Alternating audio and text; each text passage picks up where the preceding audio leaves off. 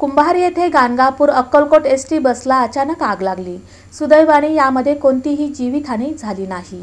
उन्हाचा पारा वाढत असतानाच सोलापुरात सोमवारी सायंकाळी 6 वाजण्याच्या सुमारास गाणगापूरवरून कुरुडवाडीकडे जाणारी एसटी गाडीने अचानक पेट घेतला। पण चालकाने प्रसंगावधान राखत एसटी गाडी थांबवत आतील प्रवाशांना खाली उतरवले, यामुळे जीवितहानी झाली नाही। कुरुडवाडी आगाराची गाडी क्रमांक MH20 B4215 ही गाणगापूरहून सोलापूरकडे येत होती। ही गाडी विनावाहक होती।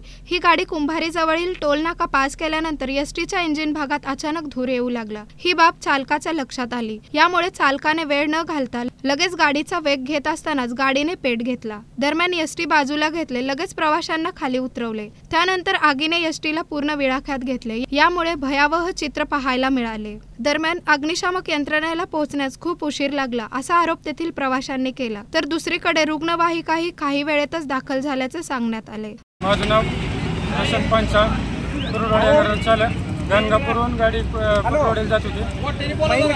कुंभारी टोल नाक्यावर थांबलो होतो। सावकाश गाडी एकदम टोल नाक्याचे थोडंसं पुढे आल्याच्या नंतर इंजिनपासून एकदमच आग निर्मिती झाली। सगळे प्रवासी खाली उतरावायचे पस्तावर ही आगी पूर्णतः भरकली। ही गाडी अशा प्रकारची। किती पॅसेंजर होते गाडीत? गाडीत साधारणतः 40 प्रवासी।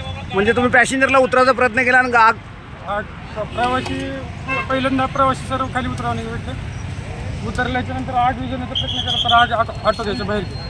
दरम्यान ही घटना घडल्यानंतर प्रवासी भयभीत झाले। शिवाय येणारे जाणारे नागरिक या घटनेचे मोबाईलमध्ये चित्रण करत असल्याचे पाहायला मिळाले। या घटनेची माहिती मिळताच एसटीचे विभागीय वाहतूक अधिकारी अजय पाटील, यंत्र अभियंता चालन शीतलकुमार बिराजदार, अधिकारी आगार व्यवस्थापक नागेश जाधव, AWS आनंद रोमन आदी अधिकारी घटनास्थळी दाखल झाले।